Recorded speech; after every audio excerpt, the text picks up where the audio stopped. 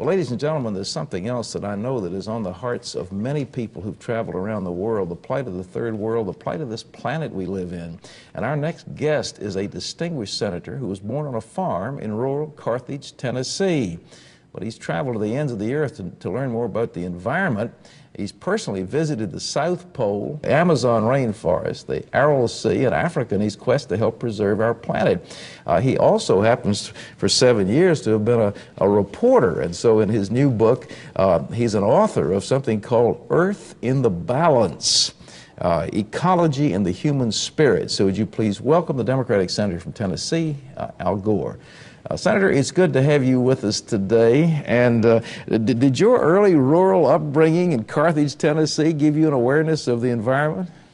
It really did, Pat. I think anybody who grows up on a farm has that sense of a connection with the land. In my case, I grew up half of each year on the farm and half in Washington, where my father served with yours in the United States Senate. And I think that contrast heightened my own awareness of what was being done to the environment and what was at risk. We're talking about the ozone layer a great deal in the press, and I guess Antarctica is the key place where this is being evidenced. What did you find down there? Well, in Antarctica specifically, they have a climate record preserved in the ice that's 2 miles thick.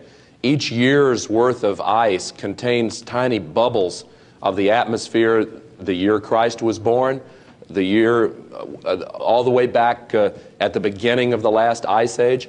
And what that record shows is that the levels of pollution worldwide have just skyrocketed in the last 10 to 20 years, all the way down at the South Pole. You can see the evidence right there in the ice at the remotest point on Earth. Well, you find that environmental irresponsibility is not just an ecological problem, it's a spiritual problem. Tell us about it. Well, I really do believe that, Pat. I think that the problem of global climate change and the depletion of the ozone layer, the destruction of the rainforests and the loss of the living species that God put on this earth, all are manifestations of a deeper underlying spiritual crisis. There's a collision between our civilization and the ecological system of the earth, in part because we have separated ourselves from the spiritual context within which our lives have a larger meaning and purpose. I think that's a serious mistake that has to be healed before we have any hope of healing the global environment.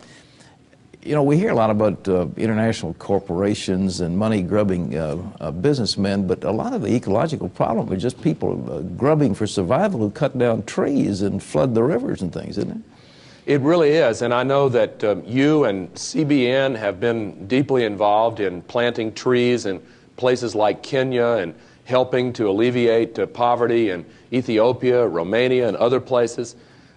The devastation of the environment in places like that is partly due to the rapidly expanding populations, which are related to the high child death rate and the lack of confidence that people have in the future. So they have very, very large families, and the larger populations scour the countryside for firewood and fuel wood.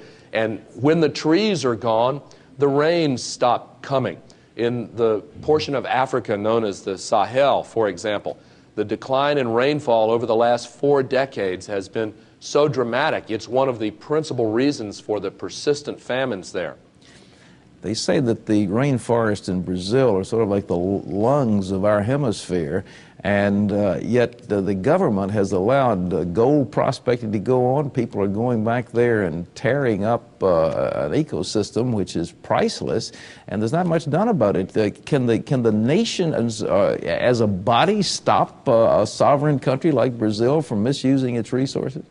Well, I argue in the book that one of the prerequisites for saving the Earth's environment is to stay away from a world government type approach and aim ourselves toward agreements that sovereign nations voluntarily enter into to help each other where it makes sense. In the case of the Amazon, we're seeing the loss of 1.5 acres worth of rainforest every second. Every second, another 1.5 acres. the rate of extinction that accompanies the destruction of the rainforests around the world is so great that it's now 1,000 times faster than at any time in the last 65 million years, so fast that the scientists tell us if it continues, in the lifetimes of our children, we may well witness the loss of more than half of the living creatures God put here on earth. I argue in Earth in the Balance that we have a responsibility as good stewards to keep that from happening. I believe that the purpose of life is to glorify God. And if we sit back and allow the devastation of God's creation here on earth, that's the antithesis of glorifying God. You were proposing sort of an environmental Marshall Plan. How would that work? Well, I think Japan and Europe and the oil-rich nations of the Middle East have to join behind United States leadership to set some goals that can be reached to stabilize population by lifting child survival rates and by increasing literacy and education levels around the world, by speeding up the development of new and better technologies that can take the place of the ones that are contributing to so much of the devastation now. You know, all of those oil well fires in Kuwait put together on the worst day put less than 1% of the pollution into the Earth's atmosphere that we put into it every single day on a worldwide basis. I believe in the parable of the unfaithful servant, for example, where the master leaves on a journey and tells his servant that if thieves come to steal his belongings or vandals ransack his house, it's not a sufficient excuse to say, I was asleep. We have a responsibility to be alert to what is happening to God's earth, and it is God's earth. We have a responsibility to take care of it. Al Gore, thank you. And I know this book is going to make a tremendous contribution.